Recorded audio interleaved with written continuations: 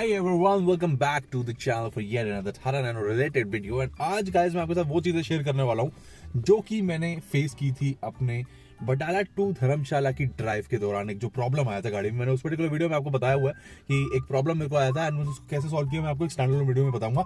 यही है वो स्टैंड अलोन वाला वीडियो। एंड इन केस आपने गाइस वो 1300 किलोमीटर की रोड ट्रिप जो टोटल है Delhi to Amritsar, Amritsar to Batala, Batala to Dharamshala, McLeodganj, Bhagsunag, then back to Delhi, ये जो पूरा सर्कल था that is approximately 1300 odd kilometre. So आपने अगर वो पूरी सीरीज नहीं देखी तो मैं आपको पूरी प्लेलिस्ट का लिंक नीचे दे रहा हूँ, प्लीज देखना, मुझे भी अच्छा लगेगा एंड आपको तो मेरे से ज्यादा अच्छा लगेगा। बात ही ऐसी है यार। सो जब बटाला से मैं धर्मशाला की साइड जा रहा था, मीनवाइज आपको दिखाता रहूंगा थोड़ा थोड़ा शॉर्ट्स वगैरह।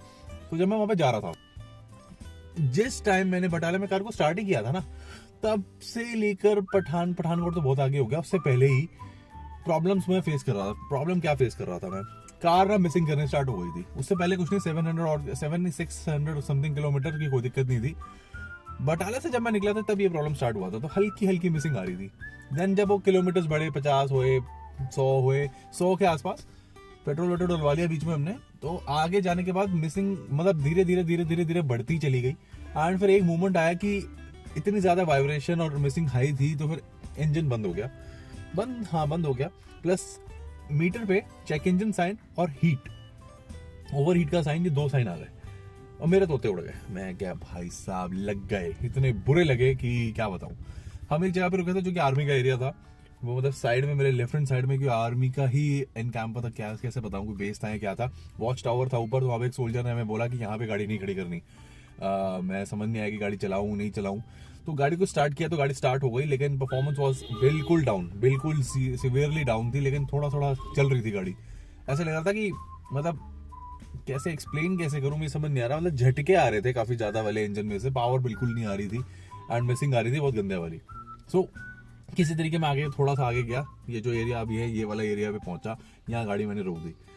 सो तब भी मेरे को समझ नहीं आया। फिर वहां पे एक रेस्टोरेंट था थैंकफुली, एंड जो एरिया था कि वो बिल्कुल ऐसा नहीं था कि मिडिल ऑफ नोवेयर है। थैंकफुली वहां पे कहीं कहीं कुछ चीजें थी, तो मैंने वहां पे गाड़ी लगाई। मैं कहीं, मुझे लग रहा था कि इसका रेडिएटर खाली हो गया, मतलब कूलेंट इसमें से है नहीं, तो ये that is why the car has over heated. Problem ये हुआ है। फिर मैंने ना सारा इंजन बे वगैरह सब कुछ खोल डाला, ठीक है। और उसके बाद मैंने कूलेंट की जो बॉटल है उसे चेक किया, उसमें फुल कूलेंट। देन कार को ठंडा होने के बाद मैंने रेडिएटर कैप भी खोला, उसमें भी फुल कूलेंट। एंड मेरी गाड़ी के अंदर जो थर्मोस्टेट वाल्व है वो गाड़ी में नहीं है कहीं। मैं आपको बताऊं कि अगर आपकी गाड़ी में थर्मोस्टेट वाल्व है और गाड़ी में कूलेंट भरा हुआ है और गाड़ी ओवर हीट हो रही है, तो सबसे बड़ा रीजन वही होता है कि थर्मोस्टेट वाल्व चोक हो जाता है, तो उससे वो आगे फ्लो नहीं कर पाता, वो खराब हो जाता है। तो वो गाड़ी में मैंने एक बारी एल्बो का काम करवाया था। वो उसी टाइम उन्होंने कहा था कि ये ना ओवर टाइम इसमें खराब होना ही है, तो बाद में दिक्कत ज्यादा दे देगा, तो आप इसे निकाल दो। इसे निकालने से क्या होगा कि आपका जो फ्लो है ना वो 24 घंटे चालू रहेगा। मतलब गाड़ी का इंजन स्टार्ट हुआ और आपका कूलेंट का फ्लो चालू हो जाएगा। अदरवाइज क्या होता है, एक पर्टिकुलर टेम्परेचर पे जाके ही फ्लो स्टार्ट होता है। तो बस यही एक डिफरेंस है। तो मैं कहा यार चल ठीक है निकाल देते हैं, तो निकाल दिया था। तो निकालने से मुझे ये तो श्योरिटी आ गई कि इसमें थर्मोस्टेट वाल्व नहीं है, तो वो ब्लॉक नहीं हुआ होगा। कूलेंट इसमें सही है, तो इसका मतलब कूलेंट भी सर्कुलेट कर रहा है। तो फिर डाउट आता है आपका, सेकंड डाउट आता है फैन पे। फिर थैंकफुली ना उसी पर्टिकुलर जगह के जस्ट 100 मीटर के आसपास मुझे एक अच्छी वर्कशॉप मिल गई। मैंने उसको वहां का कुछ शॉर्ट वॉट नहीं लिया है, क्योंकि उस टाइम पे माइंड में इतनी ज्यादा टेंशन थी कि फट चुकी थी। तो वहां पे मैं गया, तो उसने मेरे से डिटेल पूछी कि क्या हुआ है। मैं कहा ये ऐसे हुआ है, गाड़ी में चेक इंजन लाइट भी आ गई है और ओवर हीट का साइन भी आ गया है। तो उसने मेरे से पूछा कि मिसिंग भी कर रही है गाड़ी। मैं कहा हाँ मिसिंग भी कर रही है। तो उसने कहा कि या तो फैन में प्रॉब्लम होगा या फिर आपके स्पार्क प्लग्स में इशू होगा। तो स्पार्क प्लग्स को खोला पहले, सबसे पहले, एंड कूलेंट चेक किया उन्होंने भी। तो स्पार्क प्लग खोलने के बाद ये रखे मेरे स्पार्क प्लग्स, ठीक है। ये दोनों वैल्यू के मैंने ब्रांड न्यू स्पार्क प्लग्स डाले थे just before going on this trip. आप लोगों ने सर्विस वीडियोस देखे ही होंगे। सो मैं आपको क्लैरिटी में एक बार ना कैमरा स्विच करके दिखाता हूँ, ये वाला स्पार्क प्लग। ऑलराइट, सो ये दोनों वैल्यू के, पीएचसी वैल्यू के स्पार्क प्लग्स हैं। इस साइड आप नोटिस करो, ये आपको ऑरेंजिश कलर में दिख रहा होगा, एंड ये वाला ओके, ठीक है। अब ये दोनों स्पार्क प्लग की एज सिर्फ और सिर्फ 700 किलोमीटर है, सिर्फ और सिर्फ 700 किलोमीटर है। एंड ये वाले की वजह से क्या हो रहा था कि एक सिलेंडर में फायरिंग हो ही नहीं पा रही थी प्रॉपरली, तो प्रेशर सारा था दूसरे सिलेंडर के ऊपर। तो वहां पे एक जगह पे जैसे कभी चला कभी नहीं चला, तो फ्यूल कई बार ज्यादा बर्न हो रहा है, कई बार कम बर्न हो रहा है। तो इस चक्कर में इंजन ओवर हीट हो गया, होना नहीं चाहिए था, हो गया। आपका कूलेंट वगैरह सब कुछ प्रॉपरली चल रहा है, उसके बावजूद विद बैड स्पार्क प्लग्स आपका इंजन ओवरहीट हो सकता है। देन ये सब प्रॉब्लम्स क्रिएट हुए, इंजन का हीट हो गया, तो तब उसी वजह से चेक इंजन लाइट आ गई। तो उन्होंने ये मुझे सोल्यूशन बताया कि आप इसका स्पार्क प्लग चेंज करोगे तो आपकी प्रॉब्लम हट जानी चाहिए।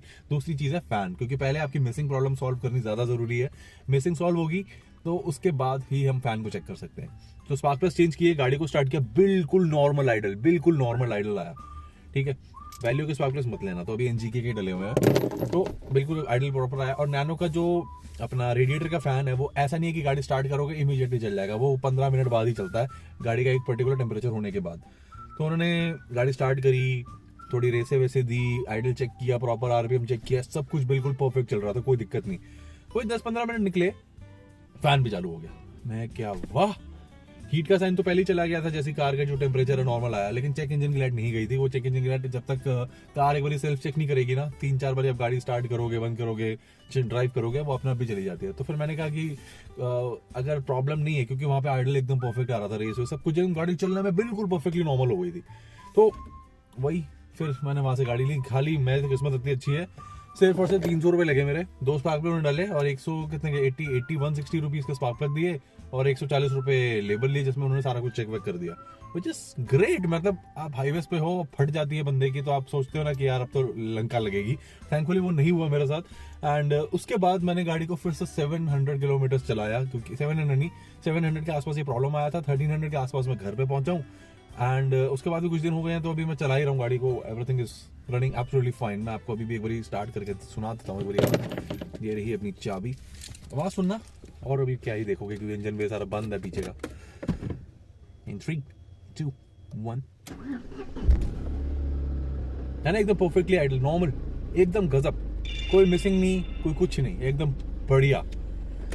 सो यही चीज मैं आपको बता रहा हूँ कि स्पार्क प्लग की वजह से भी इंजन ओवरहीट कर सकता है। कई बार आप सोचते हो ना कि हमारा रेडिएटर भी चल रहा है, हमारा कूलेंट भी गाड़ी में प्रॉपर है, सब कुछ ठीक है, तो ओवरहीट गाड़ी क्यों हो रही है? ओवरहीट हो रही है स्पार्क प्लग की वजह से।